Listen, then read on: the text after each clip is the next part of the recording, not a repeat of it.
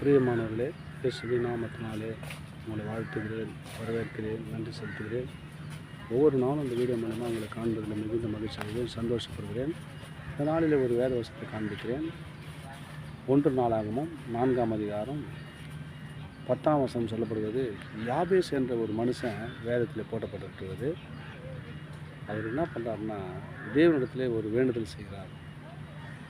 இஸ்ரவேலின் தேவனாயை நோக்கி, தேவரீர் என்னை ஆசீர்வதித்து என் எல்லைகளை பெரிதாக்கி உமது கரம் என்னோடு இருந்து தீங்கு என்னை துக்கப்படுத்தாதபடிக்கு அதற்கு என்னை விலக்கி காத்து கொள்ளும் என்று வேண்டிக் கொண்டான்.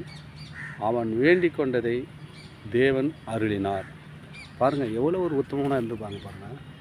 அவர் வேண்டிக் கொண்டதை கர்த்தர் உடனடியாக அருளினாராம். நம்ம வாழ்க்கையில் அந்த ஒரு பாக்கியத்தை நம்ம பெற்றுக்கொள்ள வேண்டுங்க. யாபேஸ் என்ற ஒரு மனுஷன், அவர் என்ன பண்ணாலும் தேவனுக்கு உண்மையாக நடந்தபடினால அவன் சத்தத்தை கேட்டு உடனே பதில் செய்தாராம். நம்ம வாழ்க்கையில் அப்படிப்பட்ட பதில் வரணும்னு சொன்னால், நம்மளும் யாபேஸை போல நம்ம வாழ்க்கையை ஆண்டவருக்கு அர்ப்பணித்து வாழும்போது நிச்சயமாக நம்ம வாழ்க்கையை கர்த்தர் ஆசீர்வதித்து வழிநடத்துவார். அவர் தான் சொல்கிறார், என்னை ஆசீர்வதித்து என் எல்லைகளை பெரிதாக்கி உமது கரம் என்னோடு இருந்து தீங்கு என்னை துக்கப்படுத்தாதபடிக்கு. உங்கள் வாழ்க்கையில் தீங்கு நிறைய துக்கப்படுத்தலாம், பயப்படாதீங்க. இயேசு வந்துட்டார்னா உங்கள் வாழ்க்கையை துக்கப்படுத்தாது, தலை குனி வராது. ஆசீர்வாதம் தான். தலை குனிந்த இடத்துல தலை நிமிர செய்கிறவர் இயேசு.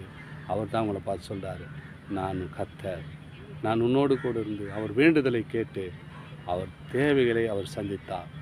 அதுதான் சொல்கிறார், தீங்கு என்னை அணுகாதபடி துக்கப்படுத்தாதபடி என்னை விலக்கி காத்து கொள்ளும் என்று வேண்டிக் கொண்டான். அவன் வேண்டிக் கொண்டதை தேவன் அருளச் செய்தார்.